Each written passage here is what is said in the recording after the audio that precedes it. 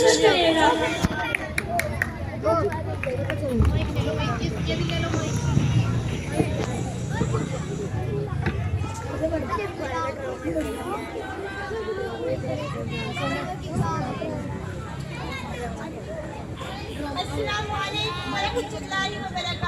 वालेकुम अस्सलाम वरहमतुल्लाहि वबरकातुहू। बहुत दिन हो गए, मुलाकात ही नहीं हुई।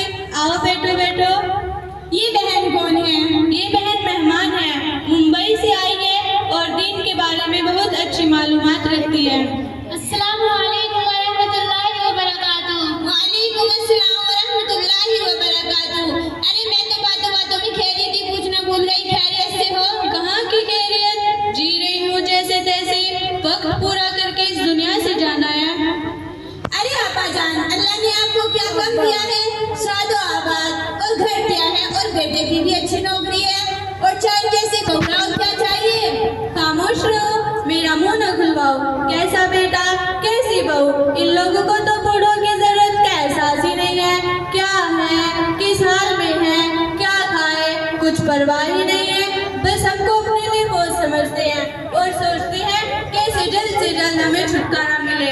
और घबराने का तो कुछ सोचना तो नवाबजादे की सुबह 9 बजे होती है। न घर की सफाई, न नाश्ता, न चाय, ये सारी बातें बड़ों के घर के सिखाने से आती है। लगता है कुछ भी। और क्या बताऊं बहन, जब कोई अपने मायके का कोई घर आ जाता है तो उनकी खिदमत में बिच्छी ही बिच्छी जाती है। और जब हमारा कोई घर आ जाता है, न देने के वास्ते हाथ बढ़ते, न बनाने के वास्ते पैर उठते।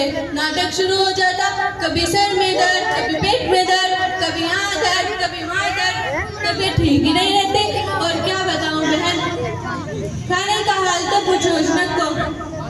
चाय बनाए तो जैसे काले अमास की रात, और चावल ऐसे जो खाए पेट में दर्द हो जाए। और हर 2 दिन के बाद अपने माँ की याद आ जाती है और जाके अपने माँ के पल्लों से बन जाती है, आने का नाम ही नहीं लेती। अरे आपा जान, आपकी बहू इतना सब कुछ करती है, आप कुछ बोलती क्यों नहीं? देखो बहन, मैं बोलते बोलते तंग आ चुकी हूँ। अगर मैं कुछ बोलूँ तो मेरे शहजादे की पेशानी पर पल पड़ने लगते, इसलिए खून के घूंट पीकर चुप रहना पड़ता। अरे मैं तो बातों बातों में तुम्हें चाय पिलाने भूल गई। चलो हम चलकर चाय पीते हैं।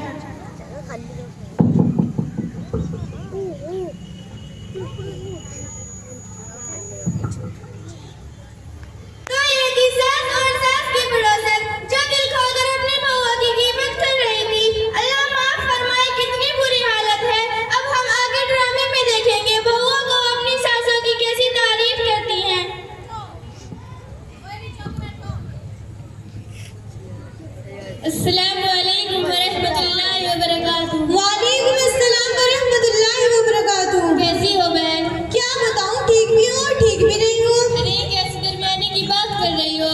क्या बताऊं, जब तक सास का साया सर पर मुसल्लत है तब तक चैन कहाँ है। तुम कितनी खुशकिस्मत हो जो तुम्हारे सर पर सास का साया है। क्या खुशकिस्मत की रट लगा रखी है, भला वो भी कैसे चैन से रह सकते हैं जिसके मेरे जैसी सास हो। एक बात पूछूं? हाँ पूछो। हम में से खुशकिस्मत औरत कौन है, तुम्हें मालूम है? नहीं। वो सारे इंसानों की माँ हजरत हव्वा अलैहिस्सलाम है। वो क्यों? क्योंकि उनके कोई सास और ननद नहीं थी। तुम अपनी सास से इतनी परेशान क्यों हो? वो सास नहीं, परेशानियों का घर है। जब देखो नाक चढ़ाए मुसल्लत रहती है। मैं खाना खाऊं तो परेशानी में, उठूं तो परेशानी में, बैठूं तो परेशानी में, सोऊं तो परेशानी में, कुछ बोलूं तो गुस्सा, कुछ ना बोलूं तो मामूल मेरे हर काम पर नुक्ताचीनी अफजाई की बोल तो मैं बोलकर भी ना सुनूं। अब तुम ही बताओ मैं इसको क्या नाम दे सकती हूँ? मेरा तो चलता रहता है, छोड़ो तुम अपना सुनाओ। क्या बताओ, मुझे तो जरा भी चैन नहीं है। मेरी तलाकशुदा ननद ने दिनों रात मेरा सर पका रखा है। मैं तो बांदी बन गई हूँ, उसकी भी खिदमत करना, उसके बच्चों के नखरे अलग। यह भी अच्छा नहीं, वो भी अच्छा नहीं, हर वक्त ताने सुनने को मिलते, डबल डबल खाना बनाना पड़ता है। अभी तो मैं नाश्ता बनाने में लगी रहती हूँ, मेरा खत्म भी नहीं हुआ। ननद और ननद के बच्चे बनाया बनाया खाना साफ कर चुके होते। अगर मुझे खाना खाना होता तो फिर बनाना पड़ता, वरना बचा खुचा ही मेरे हिस्से में आता। मैं सोचती हूँ कि यह मुसीबत मेरे सर से कब जाएगी। यह कौन है, मैं तो बातों बातों में पूछना ही भूल गई। ये आंटी है, मुंबई से आई है, दीन के बारे में बहुत अच्छी मालूमात रखती है। 2-3 दिन के लिए यहाँ पर रुक रही है, पढ़ी लिखी बहन है। अस्सलाम वालेकुम वरहमतुल्लाहि वबरकातुहू। वालेकुम अस्सलाम व रहमतुल्लाहि व बरकातुहू। अरे तुम इन दोनों के साथ बैठी हुई हो? हाँ, आइए सासू माँ बैठिए। आंटी हमने ध्यान नहीं दिया। कोई बात नहीं, सुबह से घर में हूँ। एक बात तो देख रही हूँ, हमारी जुबानों पर एक दूसरे के शिकवे शिकायत, एक दूसरे से गिबत ज्यादा हो गई है और जुबान के गुनाह कसरत से कर रहे हैं। अल्लाह ही हमें माफ फरमाए।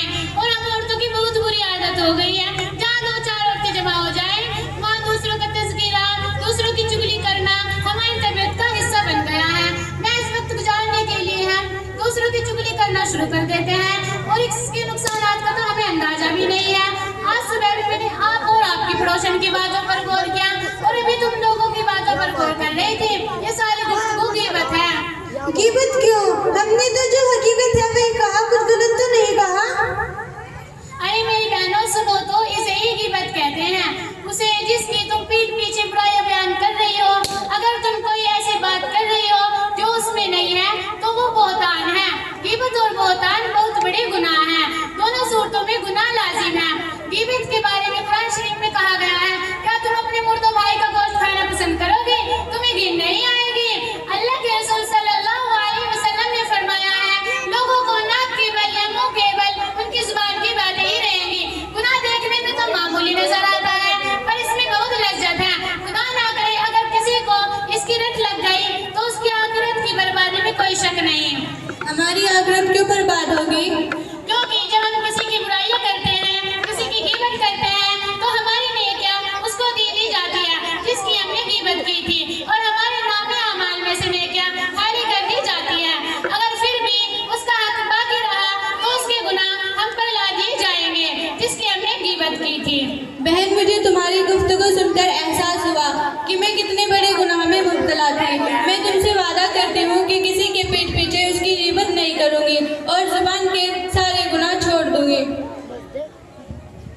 आंटी, अल्लाह आपको जज़ाए खैर दे।